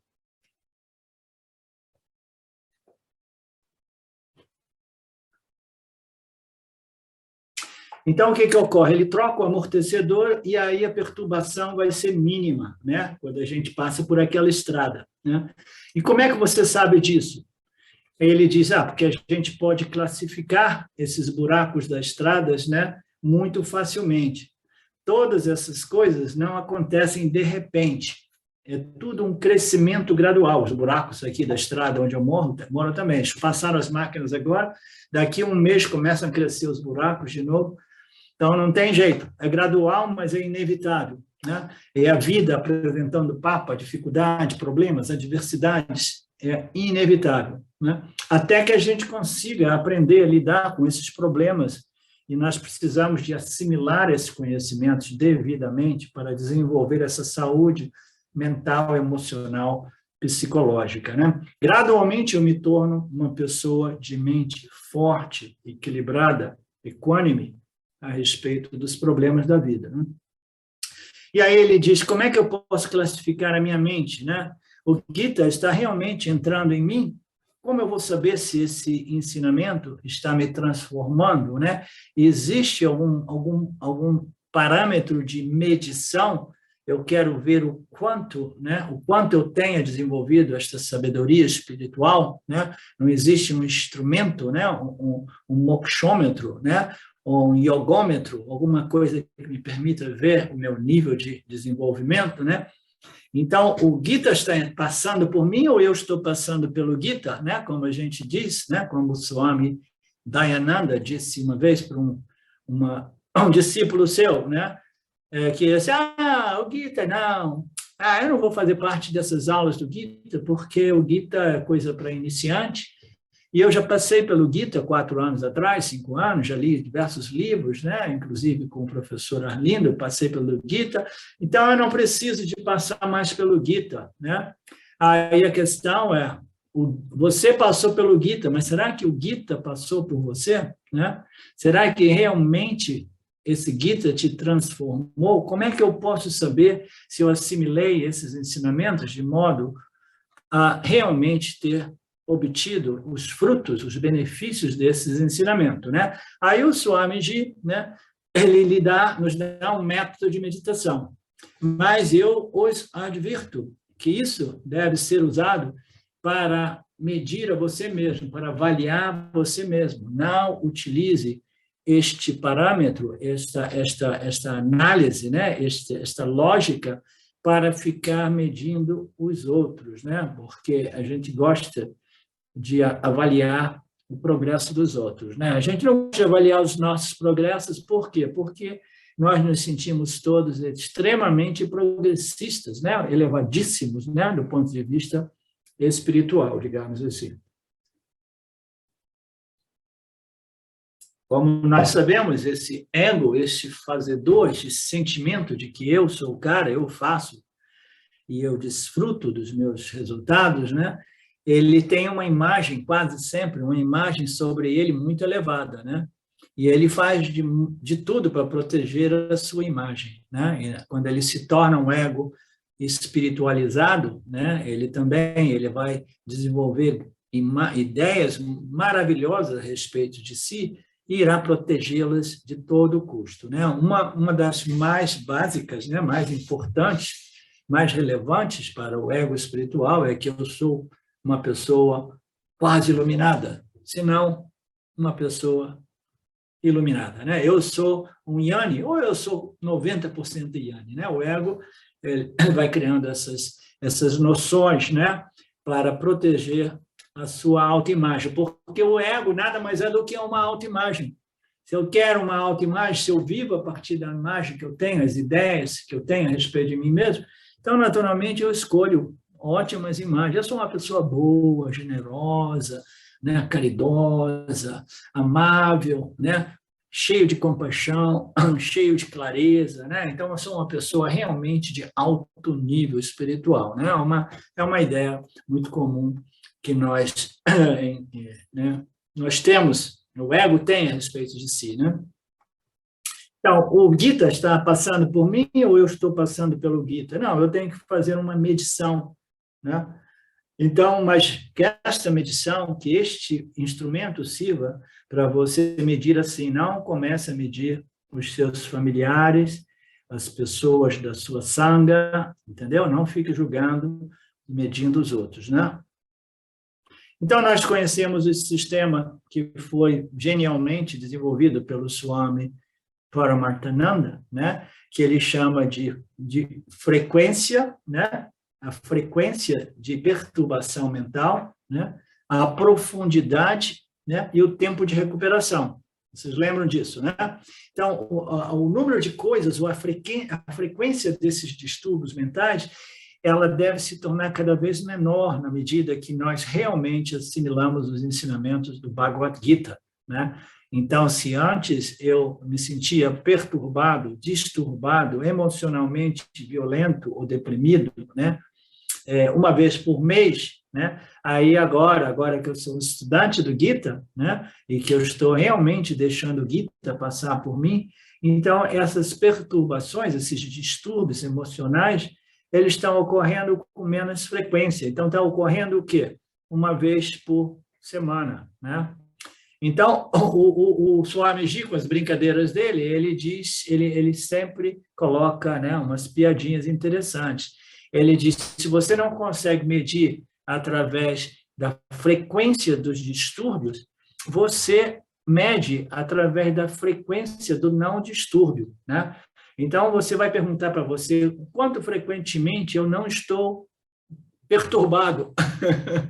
Porque se eu estou perturbado todo o tempo, então eu não consigo medir a frequência de perturbação. E tem pessoas que experimentam um distúrbio mental emocional quase que contínuo, né? Então a medição tem que ser assim, ok, só o quanto frequentemente o não distúrbio me visitou, né? O quanto frequentemente, né? Ah, não, agora eu estava perturbado 24 horas por dia e agora está ocorrendo só 12 horas por dia. Então, grande progresso. Você está fazendo a medição inversa, né? Agora que você chegou aos 50%, você pode começar a medir o quanto frequentemente esses distúrbios, essas perturbações que comprometem a sua capacidade, né, o seu livre-arbítrio, elas ocorrem, né? Então, são 10 vezes, 15 vezes por dia? Não, é uma vez por dia? Não, é uma vez por semana. Uma vez por semana. Então, nós podemos dizer que o Gita está passando por mim, o Gita está me transformando, tá? Por quê? Porque conhecimento é tudo, compreensão é tudo. Uma vez que eu compreenda, eu não vou, né, ir de encontro à minha compreensão intelectual, entendeu? Eu compreendi isso, então não faz sentido eu ficar batendo com a cabeça na parede. Se uma vez que eu compreendo que a parede é dura e a minha cabeça ela é sensível a esses impactos, né? O que você faz? Você para de bater com a cabeça na parede, né? É uma questão de bom senso, de compreensão, né? Aí, naturalmente, as perturbações, os distúrbios, se tornam menos frequentes, né? Então, essa é a ideia. Então, é a frequência dos distúrbios, tá? Deixa eu ver o quanto ele elabora isso, porque eu não quero passar muito tempo. Não elabora muito. Então, nós temos essa aqui, a frequência que todos nós conhecemos, né? E nós sabemos. Você vai observar o seu marido ou a sua esposa, você vai querer observar a frequência do distúrbio do outro. Não é uma boa ideia. E muito menos ideia é dizer para outra pessoa que você está tendo uma frequência X ou Z de distúrbio semanal, né? Pior ainda mais a situação. A Carmen jamais deve fazer isso com, né? Com o amado dela, né? Então, a gente vai usar isso para quê? Para medir, né, o quanto menos frequente esses distúrbios, né? O distúrbio do Mauro possa ser, cabe ao Mauro. O distúrbio da Carmen possa ser, cabe a ela observar o quanto frequente eles sejam, né? Ok. Se você tiver um diário, né? Se você gosta de anotar no diário, é uma boa forma, é uma forma sadia e sábia de utilize de um diário, em vez de utilizar o diário para dizer assim, eu fiz isso, eu comi isso, eu senti uma emoção agora, eu senti aquilo, eu fiz xixi às 10. Então, se usar esses diários para essas bobagens, você usa o diário inteligentemente, né, para você ir ficar recording, né, essas perturbações e a frequência delas, né? A frequência se torna inevitavelmente menor, né? Ela se torna menor. Naturalmente, né? Às vezes nós nos encontramos numa condição extrema, né? De adversidade, né? Por exemplo, no período do Kali Yuga, né? Então é normal que as perturbações, né? Elas sejam mais frequentes. Por quê? Porque a situação do campo está muito adversa, né? Quando ocorrem essas circunstâncias do assim dito Kali Yuga, é natural que a gente possa provar um pouco mais de frequência, mas, de modo geral, a gente vai se fortalecendo através desse conhecimento e a frequência desses distúrbios vão diminuindo.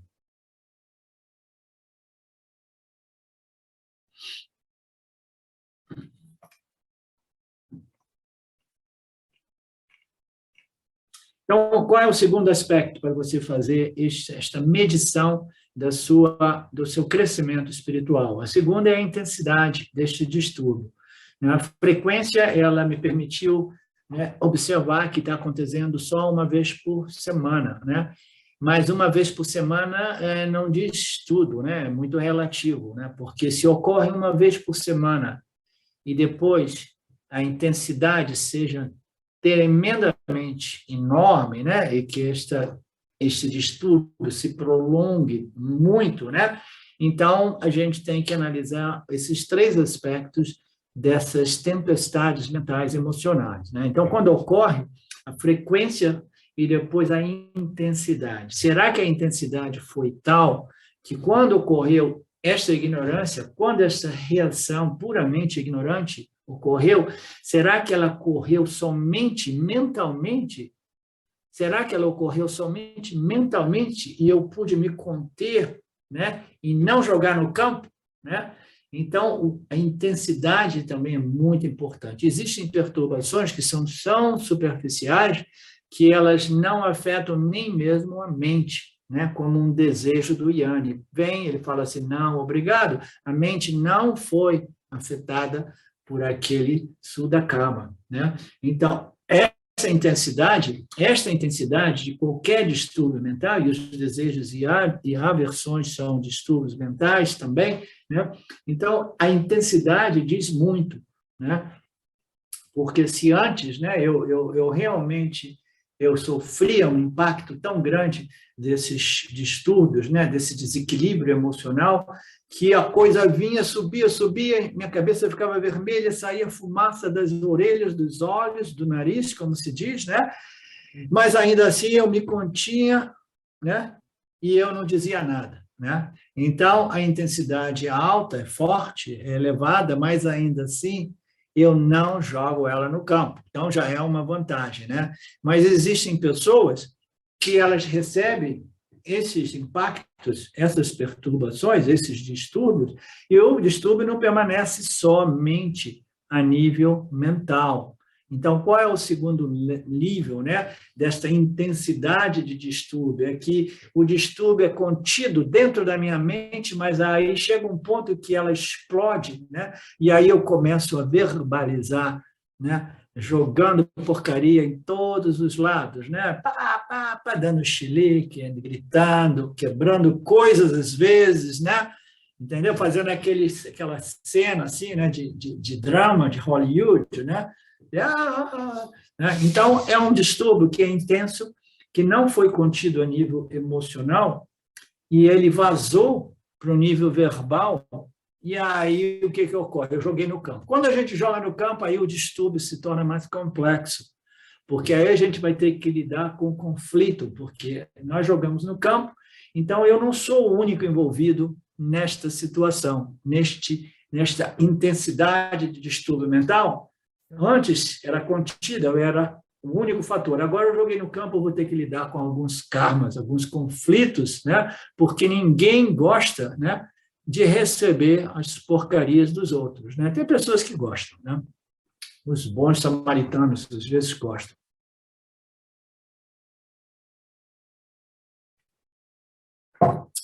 Ok. Então, o que ocorre? Então, nós temos esse segundo nível, que é o nível verbal, né? Mas, às vezes, o distúrbio é de uma intensidade tão grande, e quando eles são de intensidade muito grande, quase que invariavelmente, eles são de frequência elevada também, né? Então, quando ele chega com uma intensidade tão grande, ele afeta a minha mente, né? Ele não é contido na mente, eu jogo para fora dizendo um monte de desaforo para qualquer pessoa que apareça na minha frente. Se tiver um gato, eu dou um chute no gato, né? Etc, etc.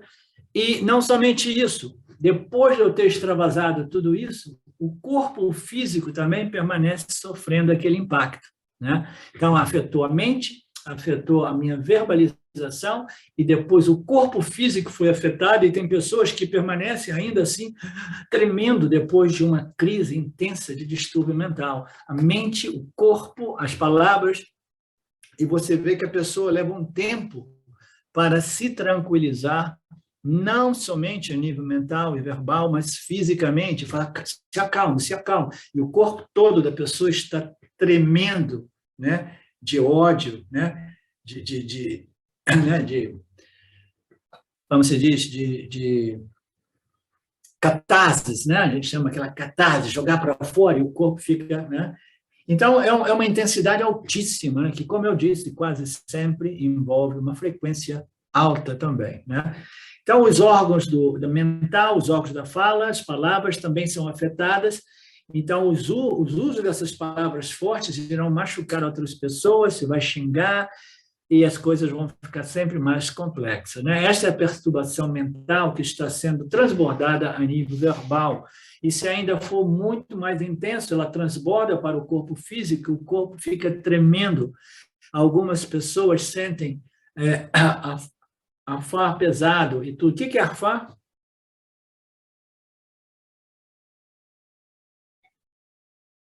Será que é um erro? Eu coloquei, não, existe, ofegar, eu coloquei, eu dei uma pesquisada aí. Sim, a gente vê os pranas são alterados também a nível físico, né? Os pranas, os sistemas fisiológicos, a gente sabe que o estresse tem um impacto monstruoso no corpo físico, né? Quando a gente vive nesse sistema, nessa frequência de intensidade de perturbações emocionais frequentes, o corpo físico paga um preço monstruoso realmente, né? Então, algumas pessoas vão permanecer doentes, né? Sentindo a respiração ofegante, né? Ele vai sentir pesados. Outras pessoas vão ranger os dentes, né? Vão morder os lábios, né? Mas geralmente as pessoas vão ficar tremendo devido a essa intensidade, né? Então é isso.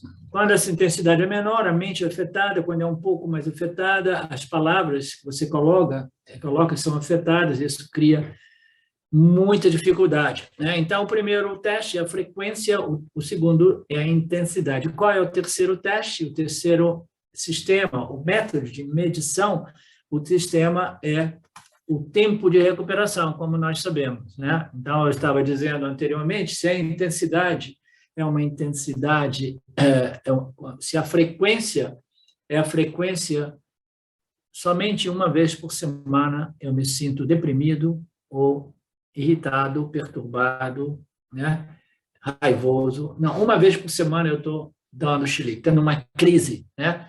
Aí o cara diz, ok, mas agora eu preciso saber a intensidade. A intensidade é média, né? E o tempo de recuperação leva uma semana. Então, se acontece uma vez por semana e se prolonga por uma semana, então significa que a frequência é 100% do tempo. Você está sofrendo a perturbação. Por quê? Porque ela leva tempo para se desfazer. Tem pessoas que vivem continuamente sob efeito dessas perturbações, dessas doenças emocionais, sem saber. São pessoas que vivem num nível de irritação e raiva constante, né? Ou pessoas que vivem num nível de depressão constante, desânimo constante, são perturbações. Ocorre uma vez por semana, né? Eu conheço pessoas na minha família, né? Que a gente sabe como é que está aquela pessoa, está ainda lá deprimida, não, melhorou, tá. Então, de vez em quando dá uma melhoradinha, mas, em geral, a gente não pode nem medir a frequência, né? Por quê? Porque o tempo de recuperação é inexistente, praticamente, a pessoa permanece assim indefinidamente. Tem pessoas que levam alguns choques na vida, pessoas que não estão preparadas para determinados choques, e elas nunca se levantam, elas permanecem perturbadas, disturbadas, destruídas, né?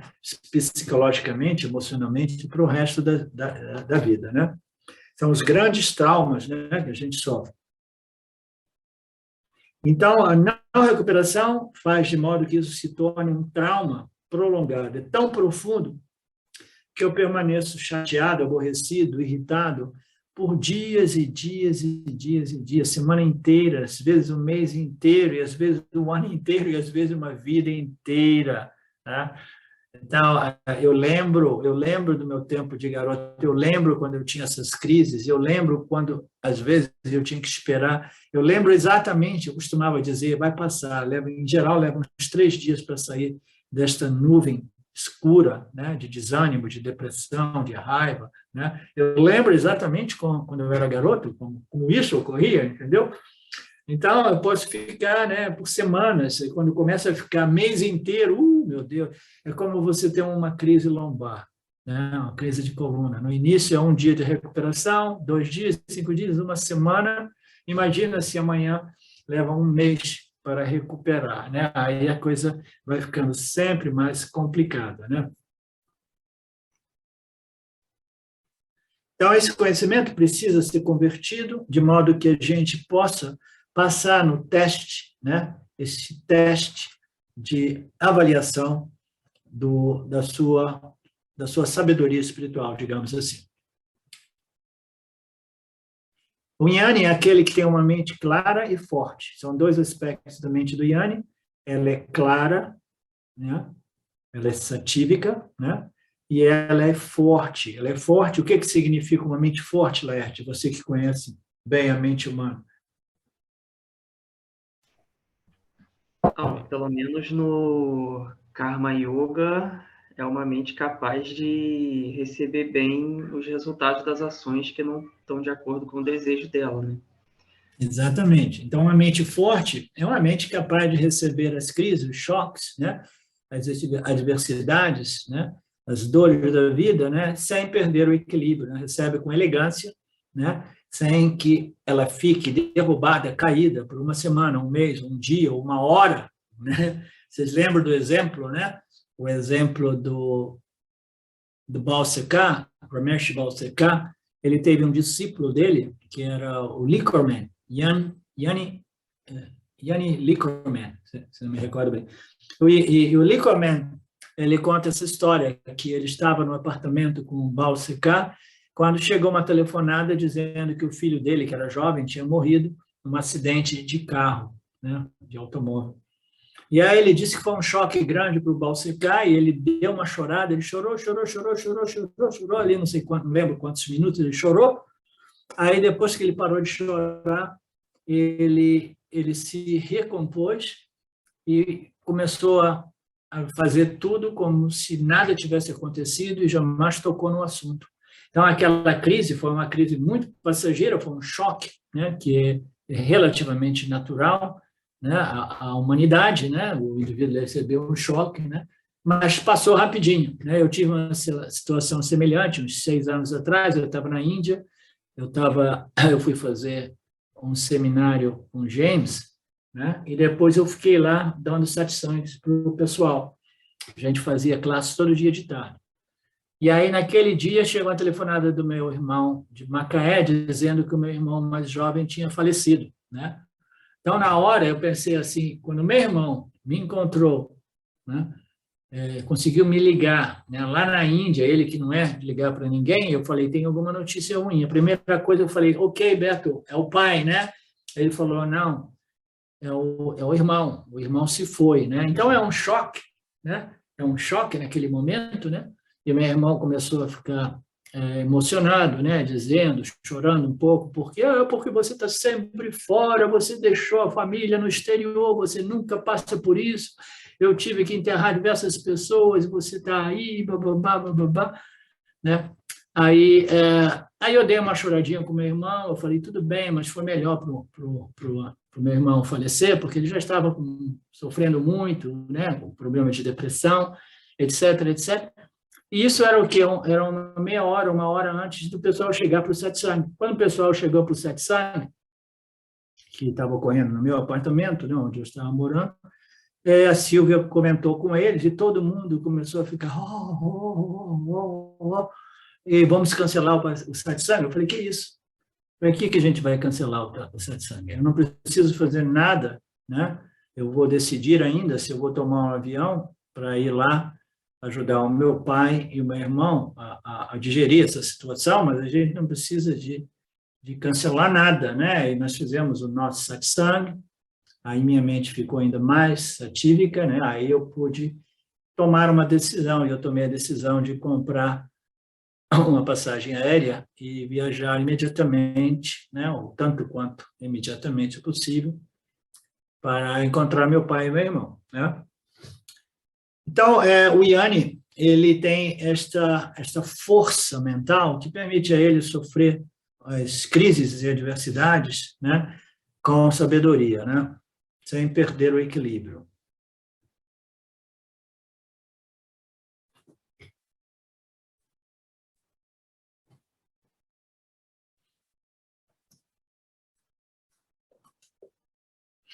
Ok.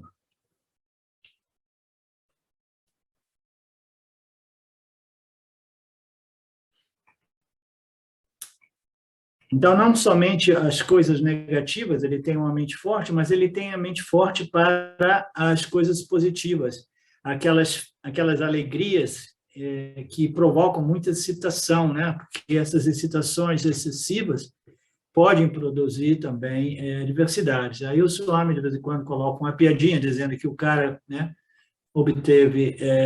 ele venceu numa eleição que ele estava tentando vencer por 27 anos, ele fracassava a cada ano eleitoral. Quando ele venceu, ele ficou tão, né, excitado que ele sofreu um ataque cardíaco e morreu, né? Então, o Yanni não, o Yanni é equânime, né, como nós sabemos. Ambos os tipos, né, os punya e papas, podem causar danos. Portanto, né, biologicamente, é melhor não se excitar muito com as circunstâncias favoráveis.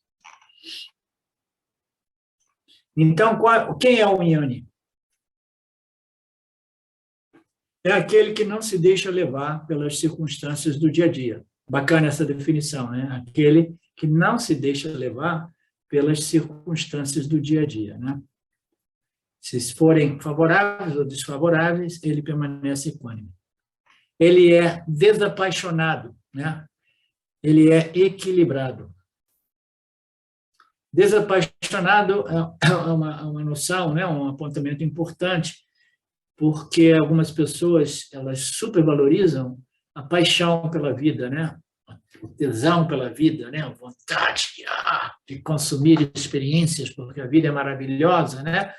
Então, o Jnani é aquele que experimenta uma condição chamada da despaixão, ou vairagya, né? Ou positiva indiferença a respeito das circunstâncias que se apresentam para ele, né? Ele não tem aquela excitação a respeito, ele é equilibrado, ele é equânime. Em geral, em resumo, ele vive livremente, né, desses problemas emocionais básicos.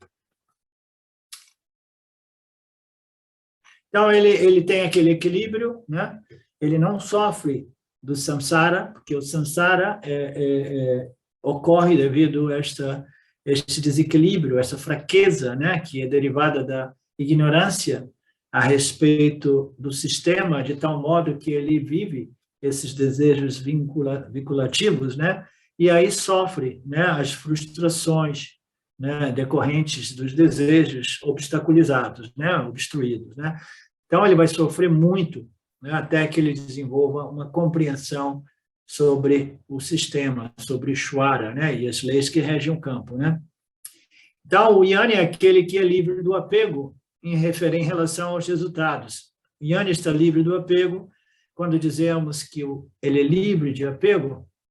O apego livre de amor é diferente de amor. O amor é um traço positivo maravilhoso que o Vedanta glorifica, mas o apego é criticado pelo Vedanta. O Swamiji está dando uma distinção aqui, porque as pessoas dizem o Jnani não tem apego, e as pessoas no mundo, em geral, elas confundem amor com apego, dependência, amor com a dependência, né? Se eu dependo do outro, eu digo assim, eu não sei viver sem você, eu te amo loucamente, né?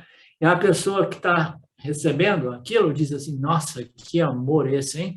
Ele não consegue viver sem mim, né? Então, é um amor realmente, né, incrível, né? É realmente muito elevado. Não, se uma pessoa disse, eu te amo tanto que eu não sei viver com você, ela está dizendo nas entrelinhas, né, que ela depende de você, que ela é apegada a você. E não existe nada pior do que ter uma pessoa que usa você como uma bengala, como uma muleta, né? Não é? Se a gente souber fazer uma leitura sábia da situação, né? Não me deixe, eu te amo tanto, eu não conseguiria viver sem você. Assim, nossa, né? Que coisa, a pessoa me converteu numa muleta, né? Não é isso. Vedanta não diz que o Jnani não experimenta o amor e a compaixão, ele diz que o amor e a compaixão são valores muito importantes, são traços positivos maravilhosos. O Vedanta glorifica o amor e a compaixão, mas ele condena, né? Condena no sentido de que é uma coisa nociva e muitas vezes confundida com amor. Ele condena o apego e a dependência, ele critica esses traços de personalidade que nos tornam dependentes e apegados a essas muletas, esses fatores externos, né? Ok, então são 3 diferenças. O apego vem da fraqueza ou da dependência. A mente fraca, que é dependente, que está se expressando na forma de apego, né? E uma vez que é baseada na dependência, o apego está sempre esperando. Então, é um ciclo, né? Se eu dependo, eu me apego, se eu mais apegado eu fico, mais dependente eu fico, né? Então, esse é o tipo de relacionamento que é uma receita, né? Uma receita para acabar mal, né? E, infelizmente, a grande maioria dos relacionamentos são baseados no apego e na dependência, né?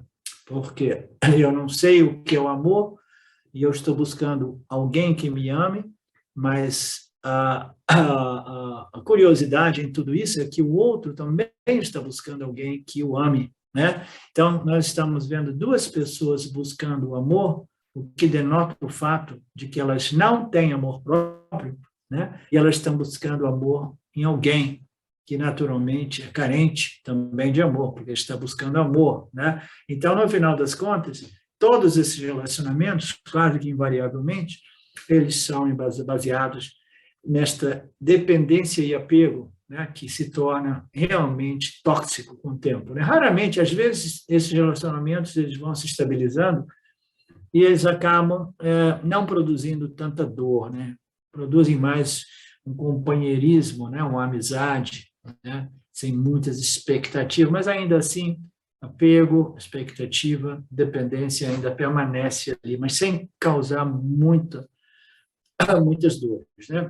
Isso tudo vem de uma expectativa, de uma mente fraca, mas o amor de verdade vem de uma mente forte. Como é esse amor? Eu não tenho a necessidade de ser amado, mas eu sinto compaixão e amor pelos outros seres vivos, né?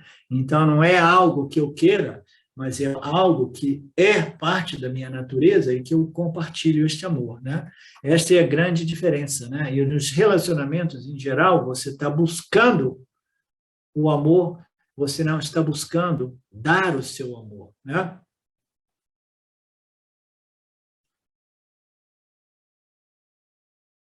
É baseado no obter o amor, não em dar o amor, né? A segunda coisa importante é que no apego eu quero tirar proveito da outra pessoa. Você vê, o Vedanta é realmente muito desconfortável, não é, Celiane? Ele vai expondo, né? E o Gita, ele nos traz para a real, né? A gente não está ali falando de Brahman, de consciência, existência infinitamente limitada, que é uma maravilha ouvir e me identificar, eu sou isso, eu sou isso. Não, a gente está vendo a nossa humanidade, né? E o Gita, ele vai, né, expondo para a gente, né, com as análises, os desdobramentos maravilhosos, né, dos nossos mestres, né, os nossos Mahatmas, né, vai desdobrando exatamente a condição humana e destruindo o ego e essas fantasias maravilhosas que ele tem a respeito de si mesmo, né? Ah, não, eu sou uma pessoa amável, né? Cheio de compaixão, cheio de amor para dar, né? E a carência, a dependência, né, está lá enrustida, mascarada por compaixão e amor para dar, né? Então é muito desconfortável, sim, verdade. Então, o outro aspecto, né, dessa confusão entre o amor e apego é que o apego quer sempre tirar proveito da outra pessoa. Eu quero controlar a outra pessoa. E a gente não entende como é que o controle entra na equação de todos os relacionamentos. Porque quando eu desenvolvo um apego pelo outro, uma dependência do outro, a primeira coisa que eu quero é arrumar um modo de controlar o outro, de modo que o outro jamais fuja das minhas garras do controle, né? Eu tenho umas garras de controle que eu não quero que o outro escape dessas garras, né? Então, eu tenho a necessidade de controlar, né? Porque é o meu benefício, né? Então, eu quero controlar a outra pessoa porque eu estou extraindo alguma coisa, quase em geral, é um sentimento de segurança e validação, né? Eu nunca quero dar a liberdade total a outra pessoa, considerando que em amor, basicamente, eu entendo que todo mundo está buscando a liberdade, né? Então, se a gente compreende a natureza do amor é uma busca pela liberdade, e a liberdade, ela inicia dentro de casa. Eu não quero sufocar o outro, eu não quero controlar o outro, eu quero deixar o outro livre, né, para fazer a sua caminhada, as suas escolhas, etc., etc. E eu não quero ser controlado por ninguém. Se eu sei que eu não gosto de ser controlado por ninguém, é impróprio para mim querer controlar os outros. Portanto, a relação deve levar à liberdade da outra pessoa, né? No amor, meu objetivo é dar cada vez mais liberdade à pessoa que eu amo. Olha que bonito, né? Então, dentro do relacionamento humano, o meu amor se expressa na medida que eu não controlo, mas, ao contrário, eu encorajo o outro, né? Estimulo o outro né, a ser livre para o exercício das suas escolhas, do seu livre-arbítrio, né, sempre visando um crescimento, uma aprendizagem, né? No apego, o objetivo é o contrário, é controlar. Então, este amor que nós dizemos, né, ele diz que é como o abraço de um urso, né? O Swami com as suas piadinhas, né? É um abraço do urso. Imagina, né, o Alexandre está dando uma risada, ele está lá no bolso, lá como é que chama?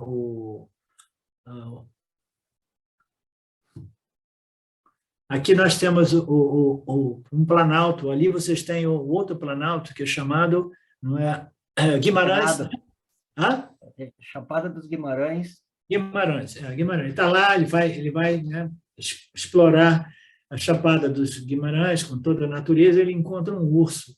E o urso, né, é um urso maravilhosamente simpático, até jovem, ainda em fase de crescimento, ele olha para o Alexandre, ele vê assim, porra, esse cara é muito bacana. Eu gostei da energia dele, né? Então, o urso vai pensar, eu vou lá dar um abraço e um beijo no Alexandre, né? Mas um abraço e um beijo de um urso, né, é uma situação realmente, né, difícil, né? E esses amores, esses assim ditos amores que nós sentimos, né, para as pessoas com as quais nós estamos apegados e dependentes, né? Em geral, é como o amor e um abraço de um urso, né, que acaba matando a pessoa. Mata a pessoa por causa de quê? Mata até um pouco de amor que existia antes, porque vai sufocar, vai asfixiar o amor, né? Então, é uma situação muito difícil. Ele diz, esta é a segunda diferença. Aqui dizemos que o Yanni, ele tem o amor, mas o que Krishna diz é que ele está livre das sentimentos, das emoções negativas, né, decorrentes do desejo de controlar, devido a essa dependência, né, e apego ao outro. Ele é livre do apego, ele é livre do samsara, mas ele tem amor, e é um amor genuíno, né? Então, a gente fica por aqui, a gente dá continuidade na semana que vem com o nosso arquivo novo. Vocês estão muito quietos esses dias, né? Mas tudo bem, se vocês tiverem um pouco de revolta ou indignação a respeito dessas exposições do Gita, vocês podem dar um chiliquinho de vez em quando, tá? Nenhum problema, ninguém vai achar ruim, não. Om Purnamada Purnamidam Purnamudachyate Purnasya Purnamadaya Purnameva Vashishyate Om Shanti Shanti Shanti. Thank you, Lord. Obrigado a vocês, meus queridos do Vedanta Brasil. Até semana que vem. Namastê. Saudações. Eu quero aqui deixar um pequeno testemunho. Através do estudo do Vedanta, com os ensinamentos sendo esclarecidos especificamente pelo professor Arlindo Nagar, foram canceladas em mim algumas noções que eram relacionadas com a ideia que eu tinha a respeito de alcançar algo que representasse uma grande realização espiritual. Então o Vedanta fez com que, pela compreensão, a minha mente ela abandonasse o papel de buscador espiritual. E isso para mim foi um marco inicial para uma outra relação com o processo de desenvolvimento espiritual, do qual, saibamos disso bem ou mal, é um processo que fundamenta a vida de todos nós. E eu digo isso para estimular todos aqueles que chegam no Vedanta Brasil e entendem que podem se beneficiar da profunda imersão direcionada para o autoconhecimento que é promovida nesse grupo de estudos, que é um grupo que existe graças ao trabalho altruísta do professor Arlindo Nagar, suportado também pelo trabalho voluntário de pessoas que contribuem para a manutenção do grupo de diversas maneiras. E entre as várias formas de contribuir com esse trabalho, as contribuições regulares em dinheiro, elas são necessárias. Então, Se você se beneficia do trabalho desenvolvido no Grupo de Estudos Vedanta Brasil, faça uma contribuição. Qualquer quantia é muito bem-vinda. As informações para transferências em dinheiro ficam disponíveis na seção avisos do nosso grupo no Facebook e serão colocadas na descrição desse vídeo aqui também. Namaskaras.